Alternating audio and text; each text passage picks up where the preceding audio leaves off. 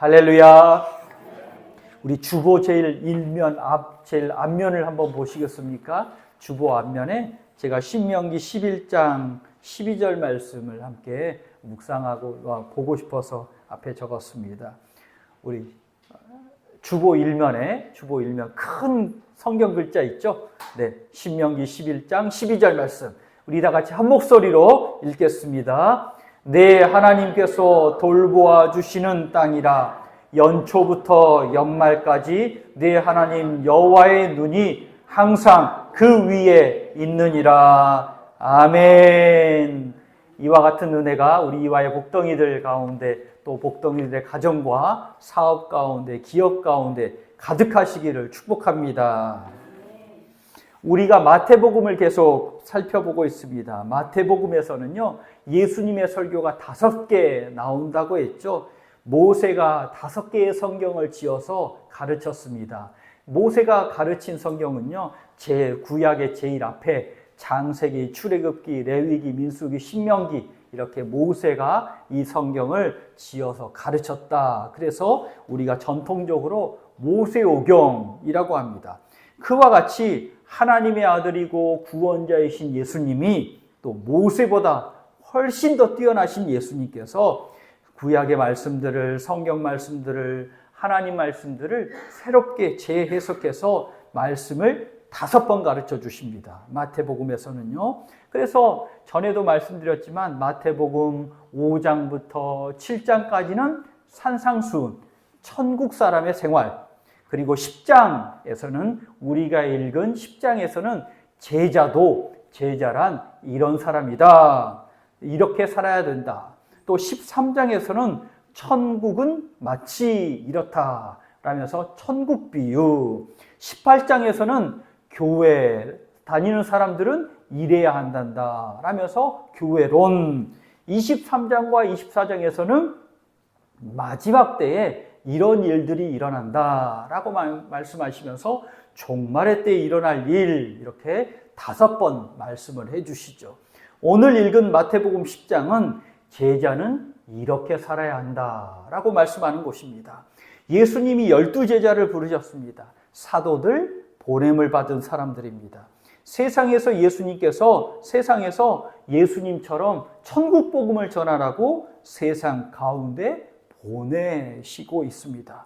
오늘 말씀은요, 예수님이 제자들을 세상 가운데 보내시면서 어려움을 겪을 텐데, 세상 살면서 복음 전하면서 어려움을 겪을 텐데 이런 마음을 먹으라라고 당부하고 계십니다. 우리도 세상 살아갈 때, 특히 그리스도인으로서 세상 살아갈 때 어려움을 겪게 되잖아요. 내가 가만히 있다고 해서 세상도 나를 가만히 두는 게 아니라, 나는 가만히 착하게 살고 싶어도 세상은 나를 가끔 어렵게 할 때도 있습니다. 더욱이나 특별히 그리스도인으로서 말씀 가지고 말씀에 순종하며 복되게 살아가려고 할 때는 더더욱 가만두지를 않죠. 이렇듯이 어려움을 겪게 될 텐데, 어려움 가운데서는 이렇게 살아야 한다라고 말씀해 주십니다.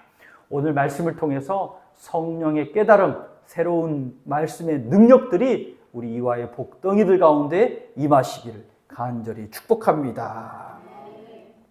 어딜 가든지 우리는 맹수의 조용한 공격에 노출되어 있습니다. 예수님이 제자들을 세상에 복음을 전하라 라고 보내시죠. 그런데 세상이 녹록한 곳이 아닙니다. 제자들은 양과 같이 연약한 자다라고 말하는데요. 이 세상은 이리가 가득한 곳, 맹수가 가득한 곳. 혹시 내가 맹수 노릇을 하고 있다면 이건 회개하셔야 됩니다. 나는 세상에서 양과 같은 사람이라고 합니다. 목자는 이리로부터 양을 지켜주시는 좋은 분이시지만, 목자인 예수님이 복음을 들고 이리 가운데 가라라고 말씀합니다. 이리가 가득한 것만이 아니라 그곳에는 구원받을 사람이 많기 때문에 우리를 보내십니다. 그리고는요, 물론 보내시지만 이리가 많으니 조심해라 라고 말씀하시고 이 목자이신 예수님도 우리와 함께 동행하여 주심을 꼭 깨달으시기를 바랍니다. 목장 생각하면 옛날에 우리 봤던 서부 영화 한번 떠올려 보십시오. 서부 영화. 넓은 평야가 있습니다. 울타리가 있습니다. 카우보이가 있습니다. 목자가 있습니다. 그런데 맹수는요, 모습을 나타내질 않습니다. 그렇죠? 맹수는 숨어서 모습이 보이지 않습니다. 목자는 불철주야 자신의 가축대를 잘 지킵니다. 울타리가 있는 목장에서도 가축대를 지키지만 이제 울타리가 없는 목초지에 이제 양이나 소를 몰고 나가서 그곳에서도 울타리가 없는 곳에서도 목자는 이제 맹수의 공격에서 모두 자신의 가축대를 잘 돌봅니다. 그런데 약탈자인 맹수는요, 모습을 드러나지 않습니다. 나 여기 있어요. 내가 양이나 소 공격해서 잡아먹을 거예요 하면서 막 모습을 드러내고 목자에게 으르렁거리면서 절대 나타나지 않습니다. 어디선가 몸을 낮추고요, 잘 숨어 있습니다. 목자나 양의 눈을 피해서 기회를 엿보고 공격하잖아요. 넓은 들판에서도요, 참 신기한 건 보일 듯한데도 보이지 않습니다. 맹수의 공격을 막기 위해서 밤새도록 지켜도요, 그 맹수는 보이지 않고요, 울음소리가 들리거나 또 맹수가 동물을 공격하는 그 장면은 보지 못하고 꼭 공격한 후에 상처난 양, 물어뜯긴 양, 피 흘려서 죽은 양, 공격의 흔적만 보게 됩니다. 우리도 세상에서요, 이와 같은 삶을 살고 계시잖아요. 마귀가 삼킬 자를 두루 찾아서 우는 사자와 같이 돌아다닌다고 하는데 이 일이 내 영혼에 해가 되는 일이다. 결코 그렇게 나타나지 않습니다. 잘 되게 하는 일이야 라고 나타나고요. 그 일이 내 영혼을 낭패케 하는 일이다 라고 명찰 붙이고 나타나지 않습니다. 나를 복되게 하는 일이야 라고 나타납니다. 그래서 우리는요, 너무 자만하지 않아야 합니다. 나는 잘 될 거야. 나는 끄떡없어. 나는 똑똑해서 그거 분별 잘할 수 있어. 라고 자만해서는 절대 안 됩니다. 이때는요, 목자와 함께 동행하는 것이 지혜이고 내 삶이 안전하게 됩니다. 무리에서 따로 벗어나서 뱅뱅뱅뱅 돌면 또 저 밖에 뭔가 더 좋은 것이 있나 하고 고개를 내미는 사이에 싹 잡혀갑니다. 잠시 목자의 눈에서 벗어나면 큰 해를 당하게 되죠. 예수님의 품 안에서 아니면 말씀 안에서 교회 공동체의 울타리에서 벗어나면 쉽게 공격을 받습니다. 소리 한번 지르지 못하고 사자의 먹잇감이 되어버릴 때도 많습니다. 우리의 세상살이도 이와 같죠. 말씀에 순종해서 열심히 전도하려고 하는 그런 교회들. 그리고 또 이제 으쌰으쌰해서 다시 한번 교회를 한번 열심히 신앙생활하고 교회 부흥시켜 봅시다 했는데 글쎄 코로나가 와가지고 셧다운이 돼서, 그리고는 우리 옆에 있는 교회들도 그런 일들이 많잖아요. 믿음이 약한 이들이 떨어지는 일들. 누가 상상이나 했겠습니까? 누가 그런 일이 있으리라 생각했겠습니까? 그리고는 예배에서 떨어져 버린 일들. 우리 사업을 할 때도 마찬가지잖아요. 열심히 계획하고 열심히 준비하고 새로운 프로젝트 생각하고 딱 실행하려고 했는데 아니 환율이 1,500원대? 이걸 누가 상상이나 했겠습니까? 인생에는 불가항력적인 일뿐만이 아니라 선한 일을 막아서는 악한 세력들도 있잖아요. 그래서 나는 내 힘이 아닌 주님의 은혜를 구하며 살아야 하는 줄 깨달으시기 바랍니다. 그 영화 같은 데 보세요. 인생의 캐릭터를 잘 분석한 영화 같은 데 보면요. 교만한 사람들이 고개를 탁 쳐들 때 맹수가 확 쳐들어가서 어디로 모른지 사라져 버립니다. 그러나 다니엘과 세 친구는요. 맹수 구덩이에 떨어졌는데도 믿음으로 말미암아 살아납니다. 하나님이 보호하시기 때문입니다. 그래서 우리는 선줄로 생각하면 넘어지니 항상 깨어 기도하시기를.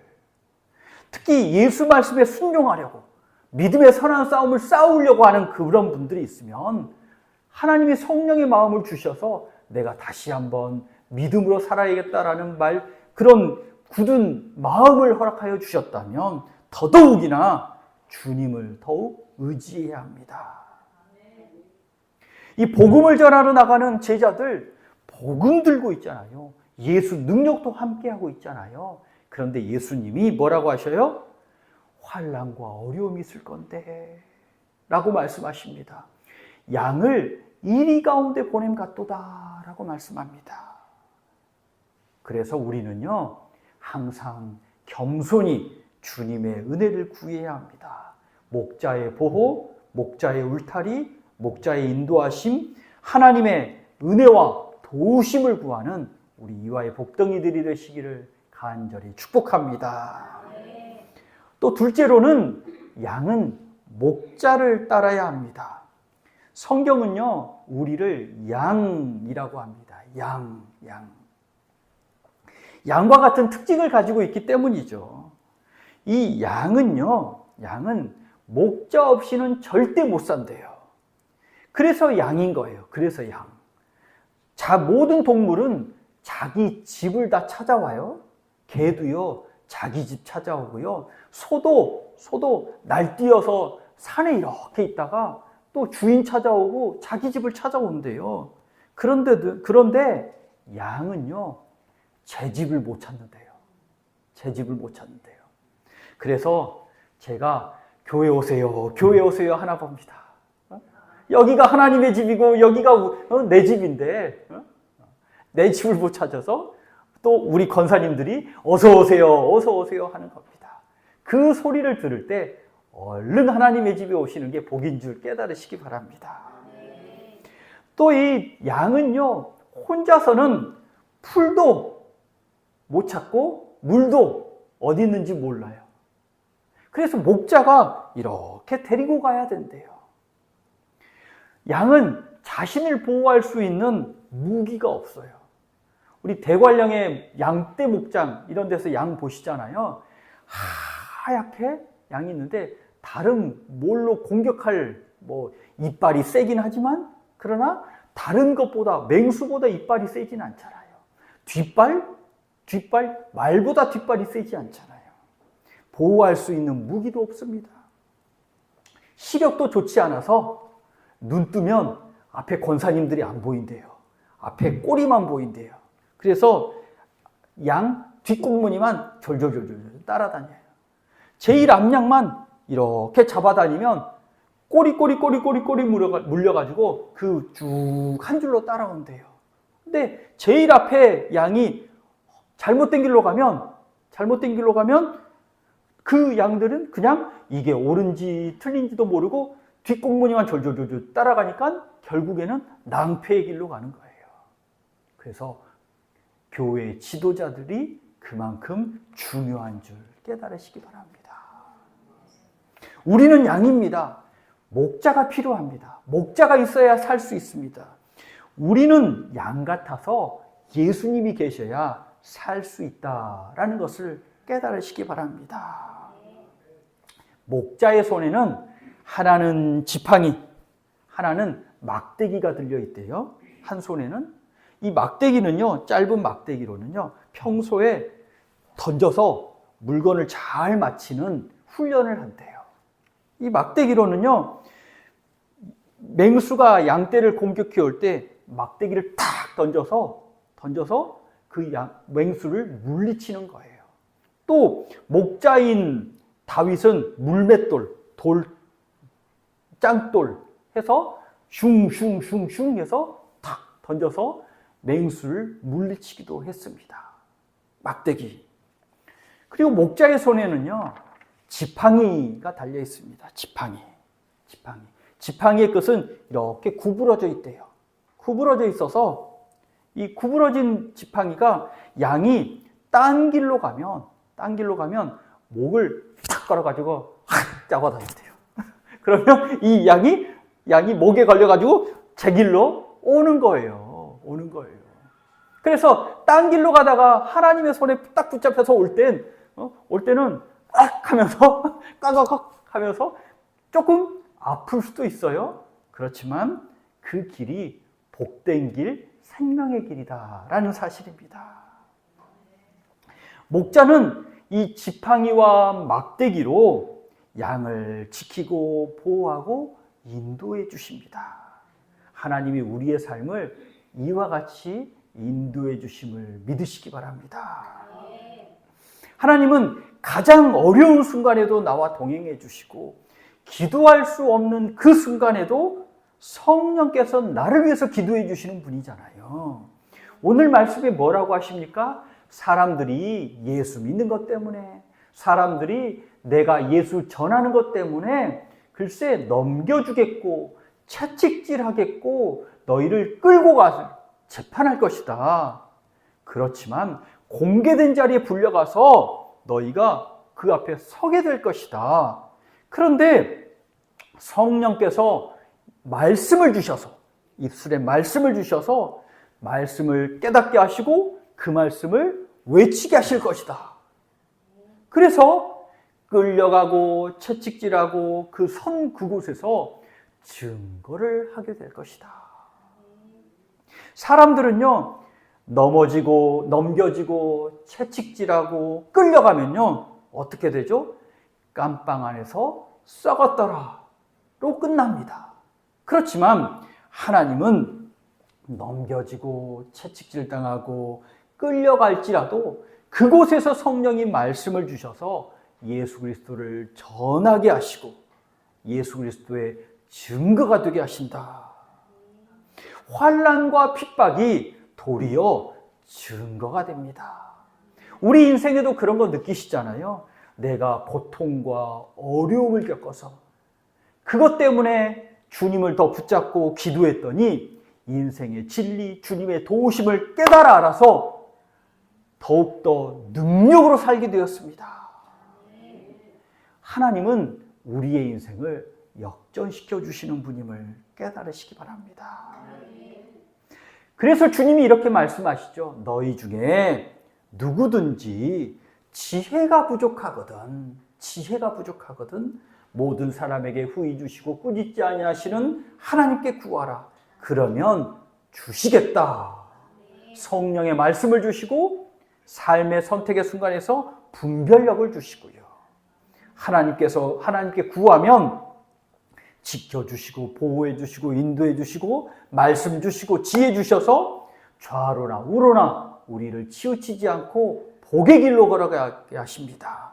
우리 이화의 성도들은요, 주의 인도하심으로 넉넉히 승리하는 복덩이들이 되시기를 간절히 축복합니다. 세 번째로는요, 예수님께서 뱀같이 지혜롭고 비둘기같이 순결한 양이 되라 말씀하죠. 양인데 뱀같이 지혜롭고 비둘기같이 순결한 양이 되라 말씀하십니다. 이렇게 당부하시죠. 뱀같이 지혜롭고 비둘기같이 순결하라. 성경에서 뱀은요, 보통 사단, 악한 세력, 마귀를 말합니다. 하지만 여기서는 예수님은 뱀을 지혜로운 자로 예를 드십니다. 뱀같이 지혜로워라, 신중하고 분별력이 있어라 라는 말이죠. 어떤 위험에 처해서도 능란하게 그 어려움을 빠져나갈 수 있는 그런 지혜가 있어라. 피할 수 있는 어려움인데요, 어떤 사람은 어리석은 곰같이 막 들이받는 사람이 있어요. 그러면서 나는 용기 있어, 용기 있어. 이렇게 혹시 생각할지도 몰라요. 그런데 옆에 사람은 뭐라고 해요? 어휴, 미련 곰탱이. 피할 수 있는데 왜 그걸 피하지? 응? 안 당해도 되는 거 왜 승질을 내서? 미련 곰탱이라고 말합니다. 예수님은 우리에게 지혜가 있어서, 그리고 감당할 시험, 피할 길을 주시니 주님의 지혜로 능히 피하고 감당하기를 원하십니다. 또 뱀같이 지혜롭게 피하다 보면 사람의 마음이 참 이 교만해서 요리조리 잘 피하고 몇 번 잘 피하다 보면 어떤 마음이 드냐면 요리조리 잘 피하네 내가? 그러다가 뺀질이가 될 수도 있습니다. 시험이나 환난을 피하랬지 누가 사명을 요리조리 피하라고 했습니까? 지혜를 넘어서 뺀질 되어버릴 수도 있습니다. 그래서 예수님이 이렇게 말씀하시죠. 비둘기같이 순결해라 라고 말씀합니다. 비둘기같이 순결해라. 비둘기는요, 평화 순결을 상징하잖아요. 비둘기 집 밑에 보면 비둘기 똥이 가득해서 더럽대요. 하지만 이 비둘기는요, 항상 몸을 깨끗하게 유지합니다. 어떻게? 날개 밑에서 기름이 나오는데요. 이 기름을 주둥이로 잘 묻혀서 온몸에 묻힌답니다. 여리저리 묻혀서 몸을 깨끗하게 합니다. 믿는 이는 정결한 방법으로, 깨끗한 방법으로 샬롬을 이루어야 합니다.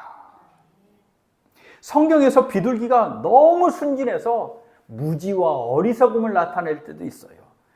호세아서에서는 이제 어리석은 비둘기같이 너희가 하나님 찾지 않고 애굽 찾고 바벨론 찾구나, 이 어리석은 비둘기 같은 자들아 라고 말하긴 않지만, 그래서 예수님이 이 샬롬과 순결을 구하는 이 비둘기 같은 믿음에 하나님을 구하는 지혜, 분별력 있는 뱀 같은 지혜가 더해지기를 원하십니다. 사단의 위협에서 자신을 보호하기 위해서, 어려움 많은 세상 가운데서 살기 위해서 복음 들고 믿음의 싸움을 하는 우리에게 예수님이 뭐라고 하세요? 분별력과 지혜로 복음 전하는 믿음의 싸움을 싸우라. 항상 성령의 순결한 마음으로 샬롬을 이루는 복음의 일꾼들이 되어라 라고 당부하고 계십니다. 우리 믿는 사람들은 양입니다. 양은 변하지 않죠. 그런데 뱀 같은 지혜와 비둘기 같은 순결을 가진 양이 되라고 말씀합니다. 양은요, 제사 지낼 때 제물로 하나님께 드려지죠. 하나님께 드리는 제물이 바로 양입니다. 복음 전하는 곳에 나를 헌신하라는 얘기입니다.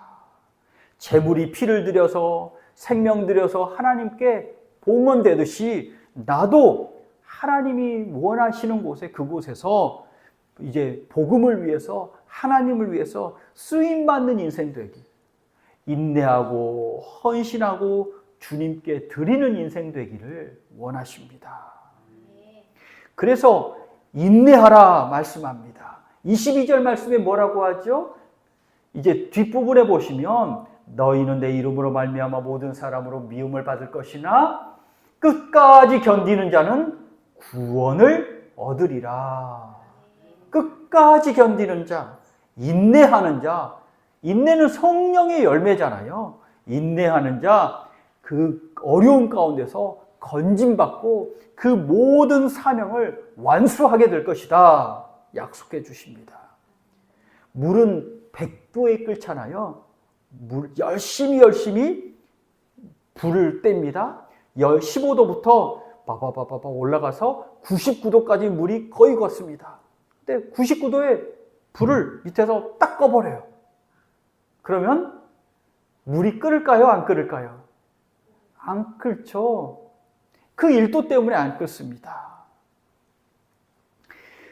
나머지 먹은 그 한 숟가락의 밥, 그 한 숟가락을 안 먹어야 되는데 그 한 숟가락의 밥 때문에 뱃살 한 줌이 붓습니다. 하나님이 막 주시려고 손을 내미시는데 글쎄 기도하다가 주여 기도하다가 하나님이 막 이렇게 마음을 먹고 이제 손을 내미시는데 벌떡 일어나서 기도 끝나고 가버리십니다. 그러면 응답은 미루어지게 되죠. 모세는 광야 40년 동안 한결같은 기다림이 있었기 때문에 호렙산에서 부름을 받을 수 있습니다.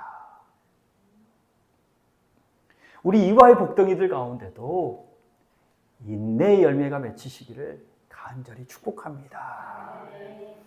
믿음의 주요 온전케 하시는 이인 예수를 바라보자. 저가 그 앞에 있는 즐거움을 인하여 십자가를 참으사 부끄러움을 개의치 아니하시고 십자가를 참기 위해서 부끄러워도 그거 전혀 상관하지 않으시고 그러더니 하나님 보좌 우편에 앉으셨다라는 겁니다. 참으심으로 인내하심으로 십자가를 지셔서 영광의 자리에 앉게 되셨습니다. 그래서 이렇게 말하죠. 너희가 피곤하여 낙심하지 않기 위하여 죄인들이 이같이 자기에게 거역한 일을 참으신 일을 기억하라. 예수님이 참으신 분이라는 겁니다. 예수님이 잘 참으셔서 영광의 자리에 앉으신 겁니다. 예수님이 십자가를 참으셔서 승리하십니다. 끝까지 견디는 자는 구원을 받습니다. 이때의 구원은 천국에 들어가는 구원이 아니라 초기의 구원이 아니라 일을 완수하고 자신의 사명을 완수하고 그리고 어려움에서 건짐받는 구원이죠. 그래서 인내하는 자에게 하나님이 복을 주심을 깨달으시기 바랍니다. 이 녹록치 않고 어려움 많은 세상에서 2025년도에도 하나님이 복도 주시죠. 은혜도 주시죠. 그렇지만 2025년도 365일 그 시간에도 어려움은 우리에게 닥쳐오잖아요. 녹록치 않고 어려움 많은 이 세상에서 목자이신 예수님만 따라가며 뱀같이 지혜롭고 비둘기같이 순결한 양으로서 복음 전하는 곳, 그곳에서 인내로 헌신하는 복덩이들 되시기를 간절히 축복합니다. 기도하겠습니다. 하나님 감사합니다. 우리에게 2025년도 한 해를 허락하여 주시니 감사합니다.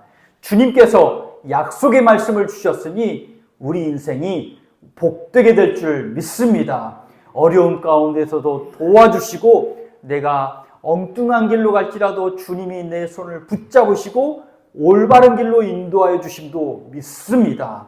주님, 어렵고 힘들어서 눈물 날 때도 주님께서 내 눈물을 닦아주시고 다시 일으켜 세워주셔서 복의 길로 걸어가게 하여 주시옵소서.